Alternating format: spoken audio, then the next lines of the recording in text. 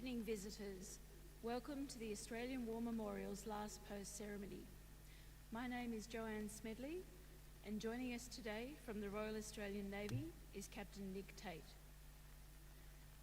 Today marks the 105th anniversary of the Battle for Hill 971, which took place as part of the August Offensive on Gallipoli. The Gallipoli campaign had become a stalemate soon after the landings in April, and in order to break out of the Anzac beachhead, an offensive was organised for early August 1915. As the northern sector of Anzac was more open, it was this area that was chosen to attempt the breakout.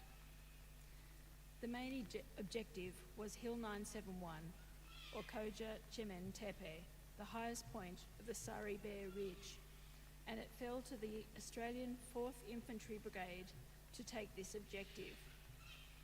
The intention was to seek the high ground between Hill 971 and Chunuk Bear in a three-pronged assault. The simultaneous attack from Anzac would threaten the Ottoman positions on Baby 700, Battleship Hill, and the Neck from two directions. When these pincers closed, the Allies would contact Sari Bear and could use it as a base to mount an assault on the Narrows. Further assisting these operations, the British were to land a force at Suvla Bay, drawing Ottoman reserves away from the main attack. The 4th Brigade, forming part of the left column of the assaulting force, advanced during the night of 6 August, but made slow progress due to the difficult terrain. By dawn on 7 August, the brigade was well short of its objectives. A further assault was attempted on 8 August, but proved a costly failure. Having suffered heavy casualties, the 4th Brigade was forced to withdraw or face annihilation. The August offensive was a costly failure and was the last attempt by the Allies to reach the Dardanelles. With the onset of winter, the Gallipoli campaign was abandoned in December 1915. We are honoured to acknowledge Mr. John King, President, Returned and Services League of Australia, ACT branch. We welcome the veterans who have served, those that are still serving, and the families that love and support them. We acknowledge the members of RSL and Services Clubs Association, RSL Victoria and RSL Queensland, who are watching the broadcast of this ceremony across Australia. During this evening's ceremony, wreaths will be laid at the base of the Pool of Reflection by visitors to the memorial. If you are able, please stand and join in the singing of the National Anthem.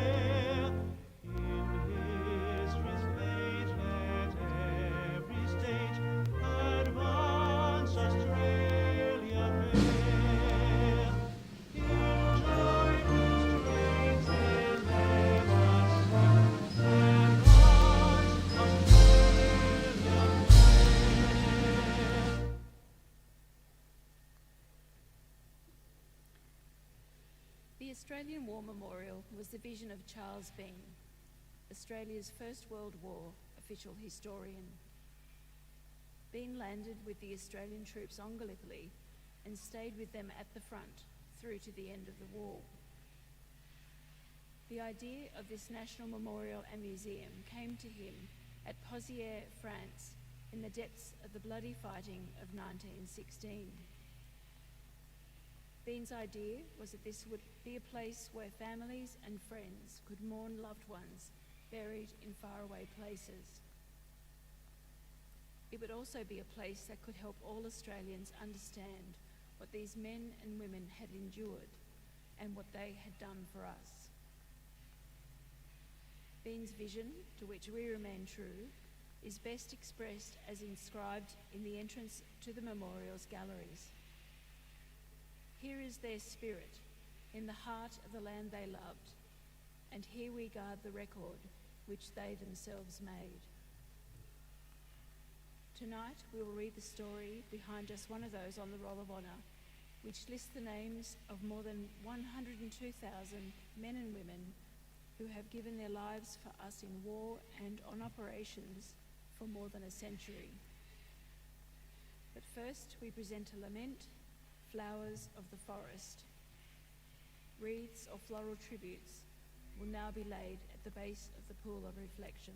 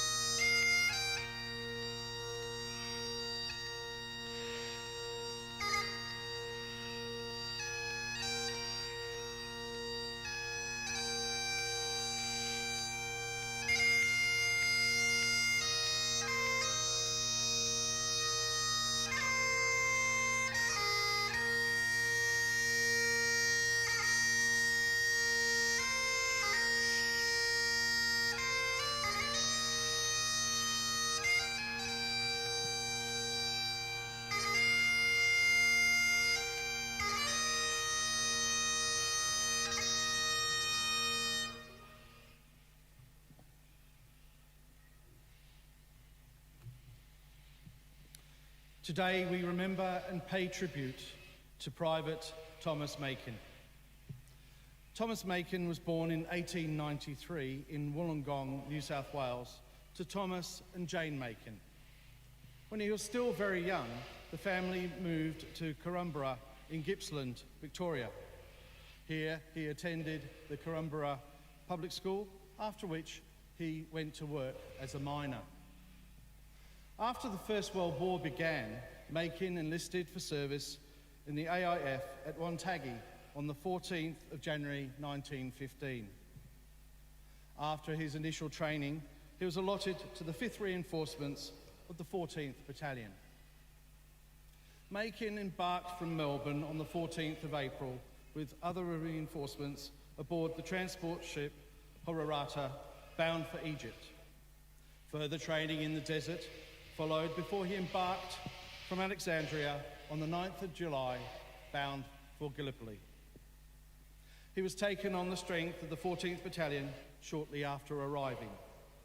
The 14th Battalion spent much of July based in Reserve Gully, where the men were sent on work parties, performing a variety of duties, such as digging defensive positions and carrying stores to the frontline positions.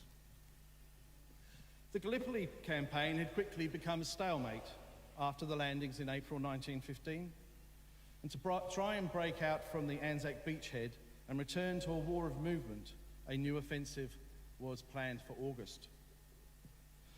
The 4th Brigade, led by Colonel John Monash, which included the 14th Battalion, was tasked with capturing the high ground between Hill 971, the highest point on the Sari Bair Ridge, and Chunuk Bair, to secure a point from which to continue to advance to the Dardanelles and capture the forts that guarded the straits.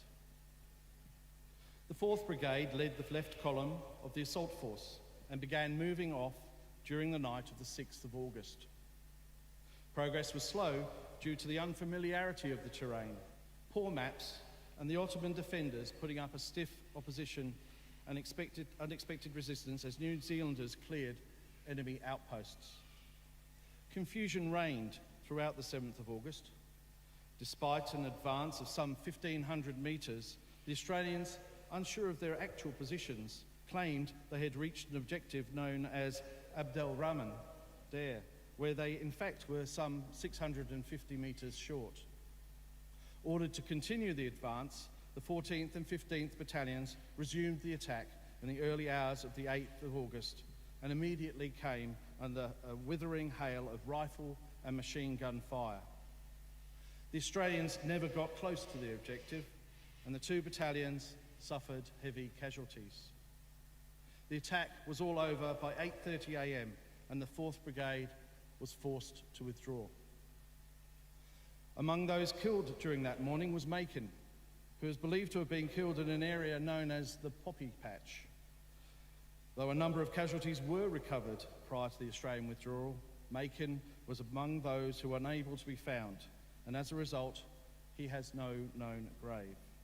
Today, he is remembered on the Lone Pine Memorial to the Missing. He was 22 years old. His name is listed on the Roll of Honour on my right, amongst almost 62,000 Australians who died during the First World War. His photograph is displayed today beside the pool of reflection. This is but one of the many stories of service and sacrifice told here at the Australian War Memorial. We now remember Private Thomas Makin, who gave his life for us, for our freedoms, and in the hope of a better world.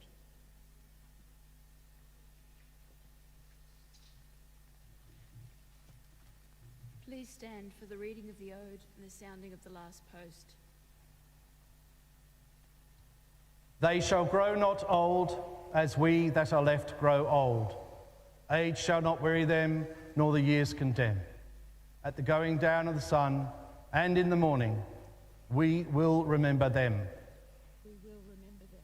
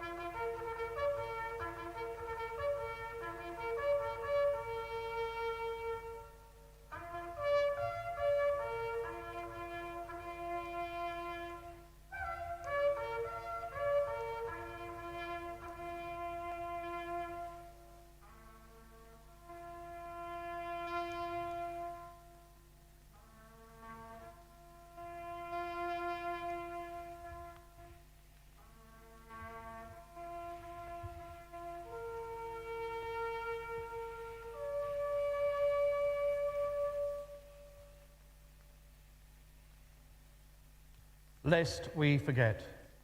Lest we forget.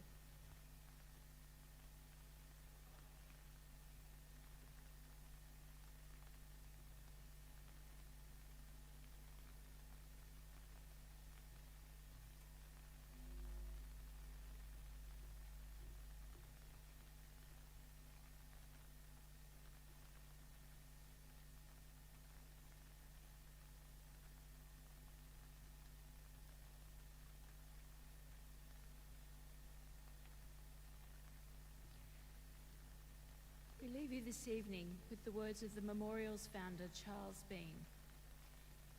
Many a man lying out there at Pozières or in the low scrub of Gallipoli, with his poor, tired senses barely working through the fever of his brain, has thought in his last moments, well, it's over. But in Australia, they will be proud of this. Ladies and gentlemen, girls and boys, that concludes the last post ceremony. We thank you for visiting the Australian War Memorial and wish you all a very good evening.